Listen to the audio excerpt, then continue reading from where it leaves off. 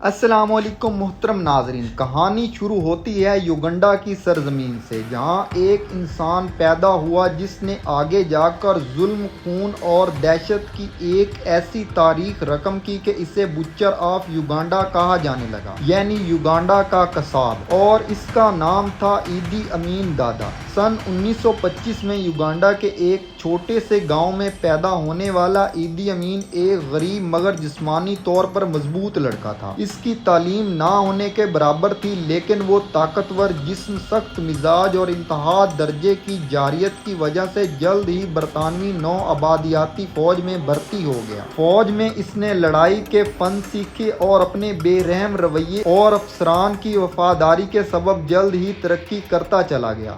لیکن جس وقت یوگنڈا کو آزادی ملی، وہیں ایدی امین کے اندرونی ہوس اقتدار بھی بے قابو ہو گئی۔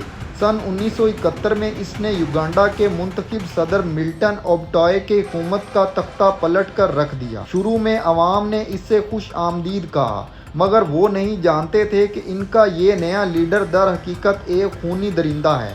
اقتدار کے نشے میں چور ایدی امین نے بہت جلد ہی اپنے مخالفین کو رستے سے ہٹانا شروع کر دیا۔ اس کے دور حکومت میں تقریباً 3 لاکھ لوگوں کو قتل کیا گیا۔ اس نے اپنی خفیہ ایجنسی کو مکمل آزادی دی کہ وہ جسے چاہیں اغوا کریں، تشدد کریں، قتل کریں اور لاشیں دریاؤں میں بہا دیں۔ ایدی امین خود لوگوں کو قتل کرنے میں مزہ لیتا تھا۔ وہ اپنے مخالفین کے جسم کے ٹکڑے کروا کے فریج میں رکھتا تھا اور ان پر نظریں گاڑ کر خوش ہوتا تھا۔ کئی رپورٹس میں یہاں تک کہا گیا کہ وہ انسانوں کا گوشت کھانے کا شوقین تھا۔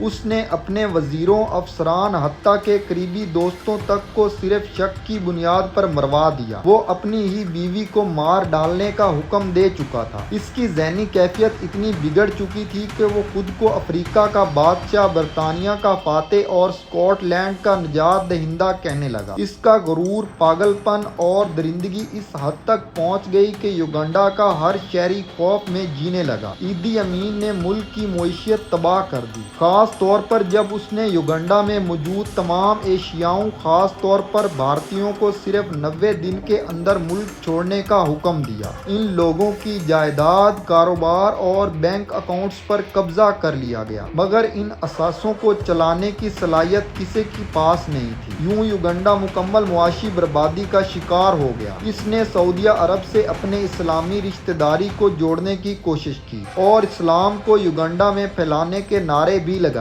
مگر در حقیقت یہ سب دنیا کو دھوکہ دینے کی چال تھی۔ بالآخر 1979 میں جب ایدی امین نے پڑوسی ملک تنزانیہ پر حملہ کیا تو تنزانیہ فوج نے یوگنڈا میں داخل ہو کر اس کی حکومت کا خاتمہ کیا اور وہ اپنی جان بچا کر پہلے لیبیا اور پھر سعودیہ عرب بھاگ گیا۔ دوستوں، آپ کو یہ ویڈیو کیسی لگی؟ کمنٹ سیکشن میں اپنی رائے ضرور دیجیے گا۔ تب تک کے لیے اجازت دیجیے۔ اللہ نگہبان۔